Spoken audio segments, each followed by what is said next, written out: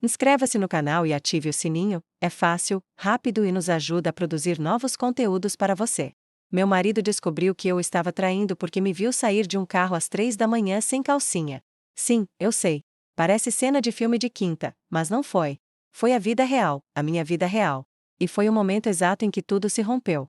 Voltávamos de uma festa privada. Ricardo, ele, o outro e eu. Tinha sido uma noite longa, cheia de copos, música baixa, olhares cúmplices e aquela tensão que se arrasta por semanas e finalmente explode. Quando saí do carro, meio chapada, ainda rindo de algo sem sentido, eu o vi. Marcelo parado na porta de casa, com a cara completamente branca, como se tivesse acabado de presenciar um acidente na Avenida Paulista. Nenhuma palavra, só o olhar dele cravado nas minhas pernas, no meu vestido amassado, no banco de trás do carro, onde ele sabia perfeitamente o que tinha acontecido. E sim, notei o vazio. Não só entre as minhas pernas, mas também entre a gente. O silêncio foi tão brutal que até o motor do carro parou de soar antes da hora, como se negasse a continuar sendo testemunha daquilo. Quer saber como cheguei a esse ponto? Como passei de ser uma mulher casada, mãe, com uma rotina mais ou menos estável, a me tornar uma infiel de madrugada? Pois continue lendo, porque não há justificativa, mas sim razões. E às vezes as razões são piores que as desculpas. Quando Marcelo me viu sair do carro aquela noite, ele não reagiu como eu esperava. Não gritou, não correu para me confrontar, não me xingou, simplesmente me olhou fixamente, com os lábios cerrados, os braços cruzados, e depois deu as costas, sem dizer uma única palavra, e subiu as escadas do prédio. Nem sequer esperou para ver se eu entrava também. Nem sequer quis confirmar o que já era evidente. Não precisou. Quando cheguei ao apartamento, a porta estava entreaberta. O corredor, em silêncio, mas com todas as luzes acesas. Entrei devagar, esperando talvez uma emboscada ou uma cena de drama, mas a única coisa que eu ouvia era a minha própria respiração, que ainda não tinha se acalmado por completo. Fui direto para o banheiro, fechei a porta e me olhei no espelho. Eu sabia que aquela noite mudaria tudo. Lavei o rosto com água gelada e respirei fundo. Eu não me arrependia, pelo menos, não naquele momento. O que mais me preocupava era a calma de Marcelo, aquela tranquilidade de quem não está mais magoado, e sim, exausto. Na manhã seguinte me levantei antes dele. Preparei café por costume, mas não levei para ele. Me sentei na cozinha com a xícara entre as mãos, olhando pela janela.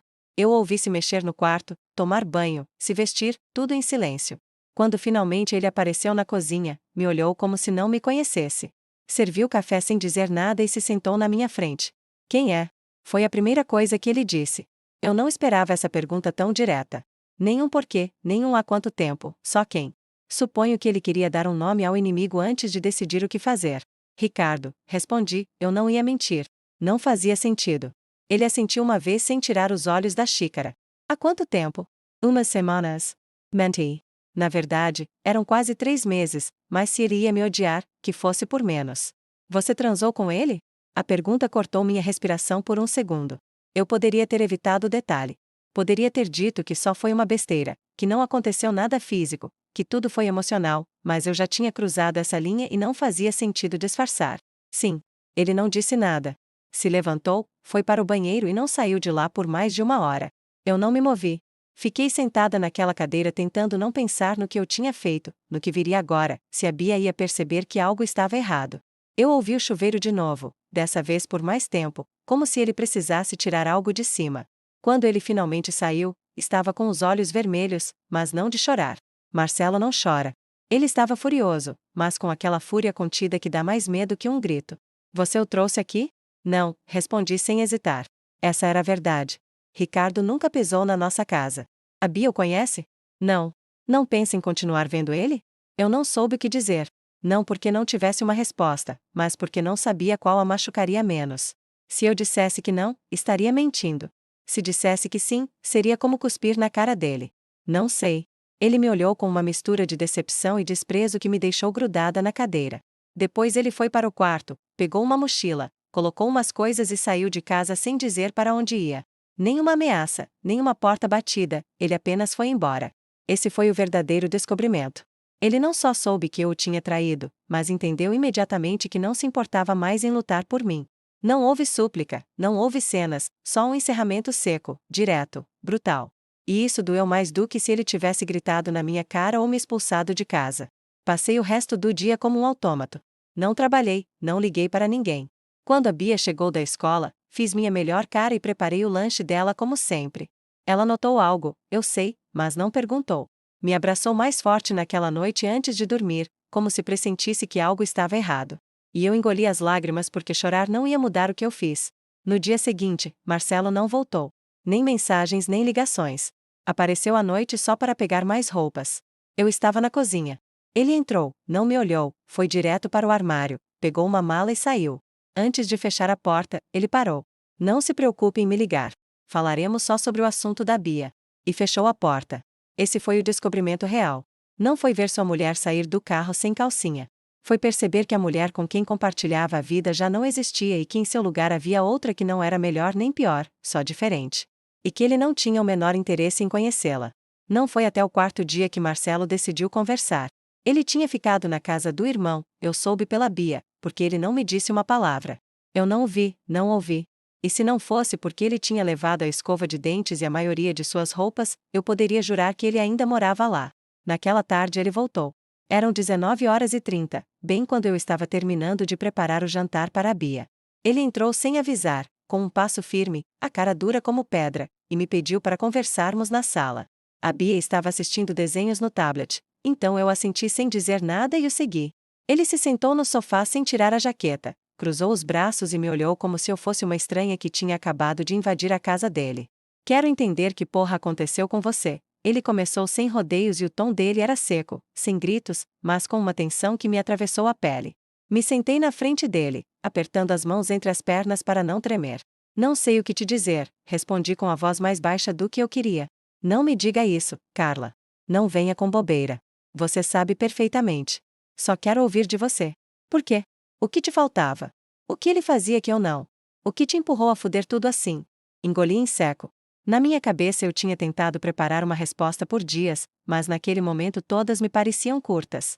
Nenhuma explicação soava suficiente. Nada do que eu pudesse dizer ia parecer lógico ou justo para ele. Não foi premeditado. Começou como uma bobeira. A gente se falava por mensagem, só isso. E como você passa de mensagens para transar num carro? Ele me cortou sem subir o tom, mas com os olhos cheios de raiva contida. Não foi assim. Não foi tão simples, foi algo que foi se acumulando. Eu senti que precisava de algo mais, algo que aqui eu já não tinha.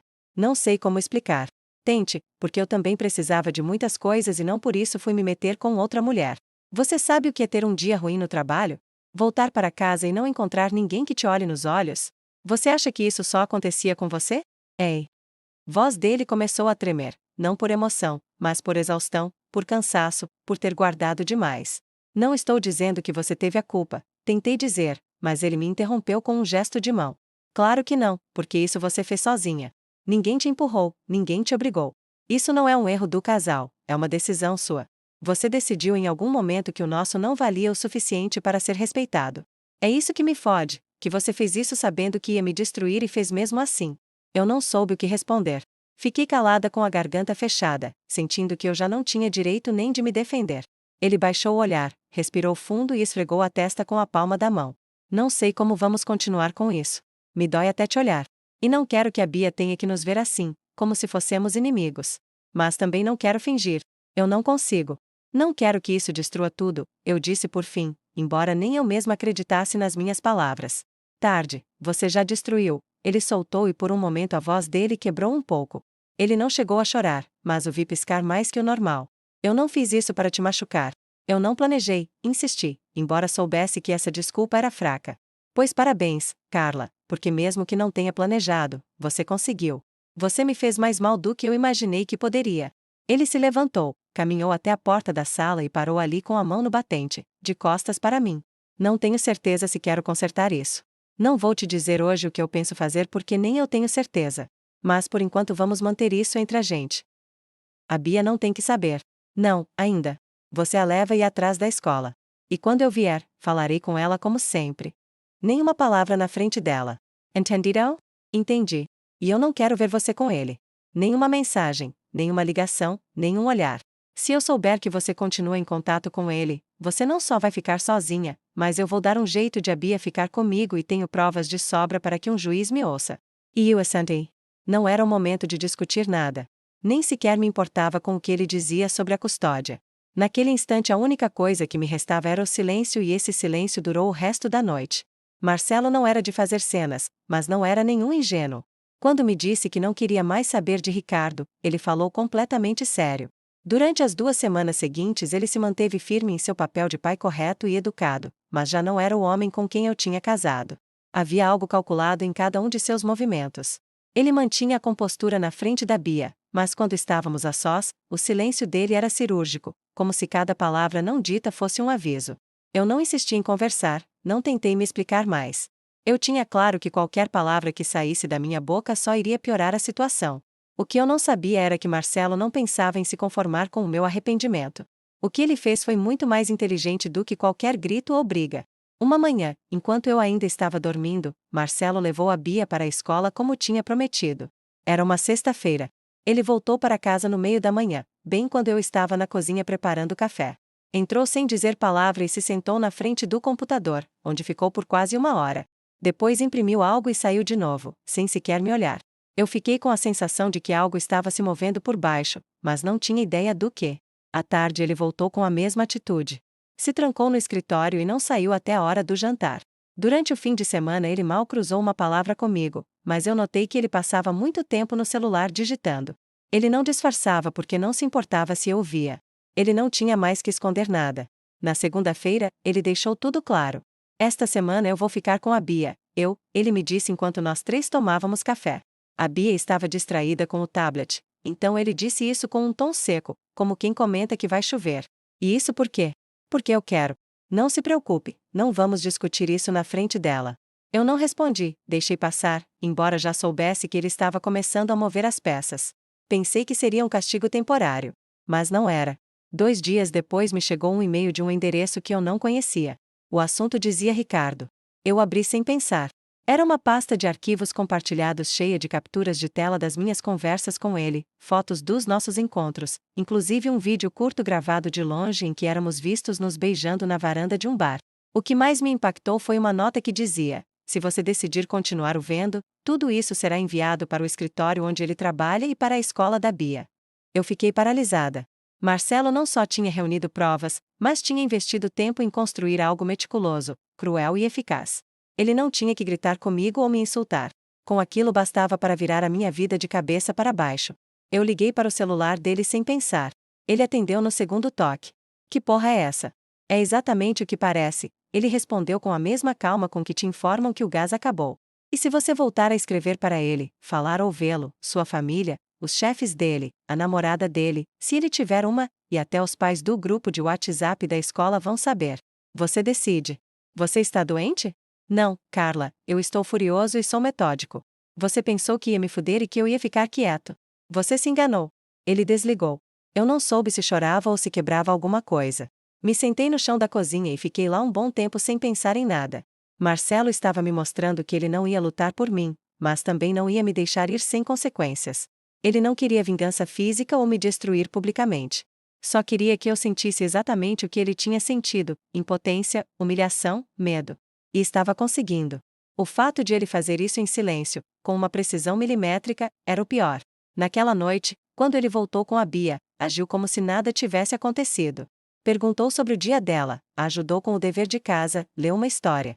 Eu fiquei em silêncio, sem saber como me mexer, sem saber se eu estava livre ou presa em uma rede da qual não tinha como escapar. No dia seguinte, antes de ir para o trabalho, ele deixou uma folha impressa em cima da mesa. Era uma lista. Na parte de cima estava escrito condições para continuar vivendo sob o mesmo teto. Eu li cada ponto com o coração na garganta. Nada de encontros, nada de redes sociais, nada de senhas novas no celular. Permissão para revisar meu e-mail e, o pior, 0 contato com Ricardo, nem pessoalmente nem por meios eletrônicos. Qualquer descumprimento e a pasta seria enviada sem aviso. Eu não sei se foi vingança ou simplesmente uma forma de ter o controle, mas funcionou. Eu não voltei a escrever para Ricardo. Eu o bloqueei em todo lugar. Apaguei tudo, não porque eu queria, mas porque eu estava com medo. Marcelo me transformou em uma prisioneira dos meus próprios atos. E o pior foi saber que, embora eu pedisse perdão todas as noites em silêncio, ele já tinha começado a viver de outra forma. Eu devolvi tudo que ele um dia me deu, mas não da forma que esperava. E agora era ele quem decidia quanto me custaria ficar. Não houve uma data exata para a última conversa, só um momento em que o silêncio deixou de ser útil. Haviam se passado 3 semanas desde que Marcelo me impôs suas condições. Eu tinha cumprido todas elas, não por convicção, mas porque sabia que qualquer deslize seria uma arma direta contra mim. Eu me movia com cuidado pela casa, evitava os olhos dele, não opinava sobre nada que não fosse estritamente necessário e me tornei quase invisível para não provocar uma reação. Ele não dizia muito, mas observava tudo. Naquela noite, no entanto, foi diferente. A Bia tinha ficado para dormir na casa da prima e pela primeira vez em muito tempo ficamos nós dois sozinhos em casa, sem desculpas para nos evadir. Eu jantei antes dele, limpei tudo e me tranquei no quarto. Depois de 10 minutos ouvi ele abrir a porta e entrar. Caminhou até o armário, tirou a jaqueta, se sentou na beira da cama e falou sem me olhar. Eu vou pedir a transferência no trabalho, disse ele com uma voz neutra, quase profissional. Vão me mandar para Brasília em setembro. O contrato é por 3 anos. Eu ouvi sem saber se aquilo significava que ele iria sozinho ou que esperava que a gente o seguisse. Me sentei devagar, sem saber que cara fazer. E a Bia vai comigo em semanas alternadas. Eu não vou tirar a mãe dela, mas também não vou deixar que ela cresça vendo isso. E você, vai fazer o que quiser.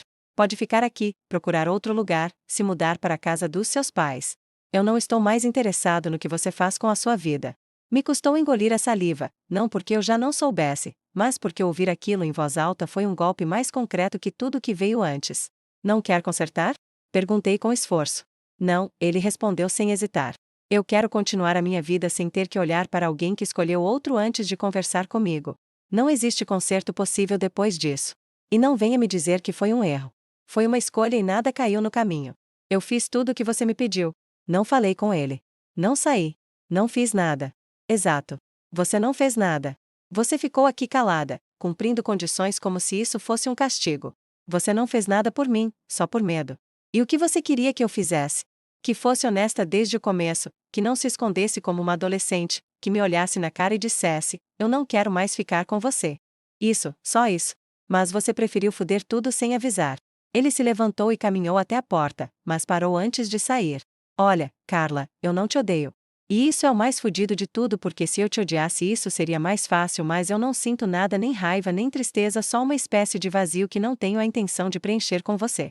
Podemos ao menos conversar como pessoas, nem que seja pela Bia. Pela Bia eu vou ser educado, eu vou estar presente. Eu vou conversar com você o necessário. Mas o nosso já não existe. Você o matou na noite em que voltou rindo naquele carro como se fosse outra pessoa. Eu não me movi.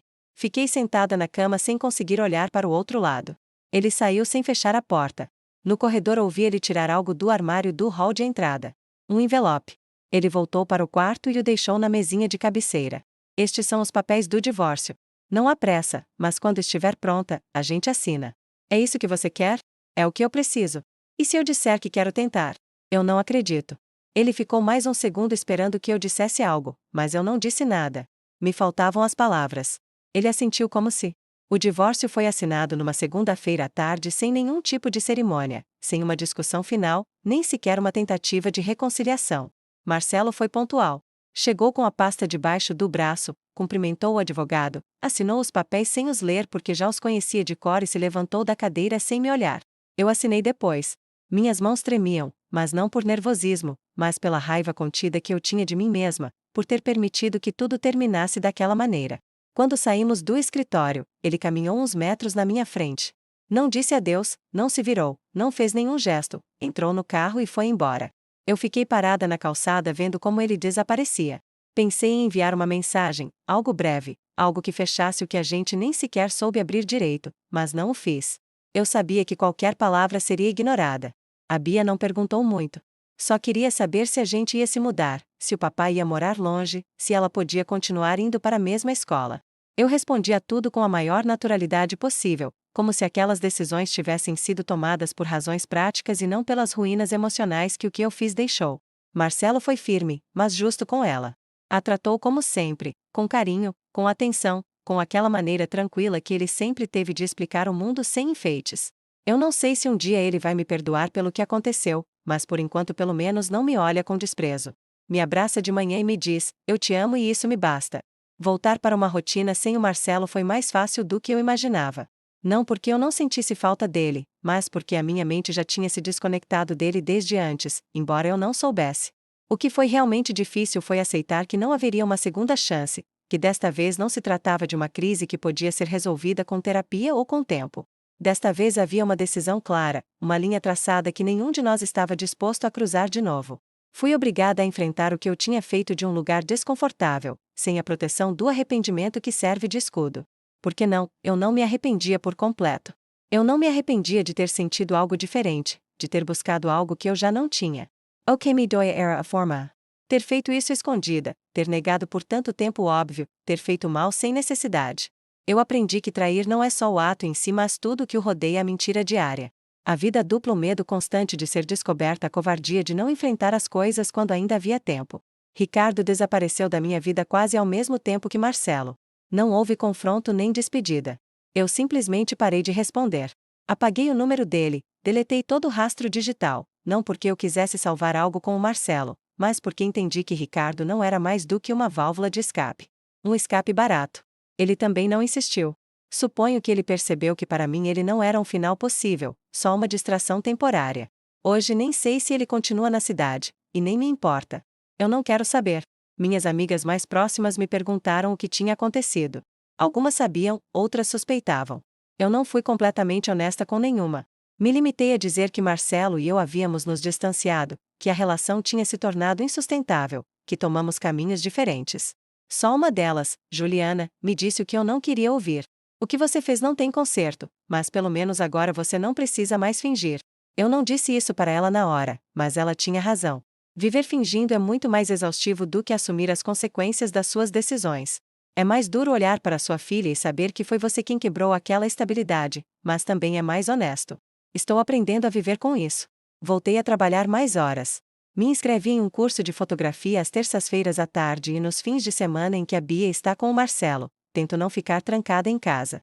Às vezes saio sozinha para beber algo, para ler em um café, para olhar como as pessoas caminham sem saber nada de mim. Outras vezes simplesmente fico no sofá assistindo séries sem pensar muito. Eu não estou esperando que apareça alguém novo. Eu não me interesso. Não, agora. Talvez mais para frente ou talvez nunca. Eu não sei. O que eu sei é que se algum dia eu voltar a estar com alguém, será de outro lugar, não da necessidade, nem do vazio, nem do medo de perder o que já não existe. Será com tudo claro desde o começo, sem traições, sem mentiras, sem covardias disfarçadas de silêncios. Esta história não tem um final feliz, nem um trágico, só tem um fechamento e às vezes isso é o máximo que se pode pedir. Inscreva-se no canal e ative o sininho, é fácil, rápido e nos ajuda a produzir novos conteúdos para você.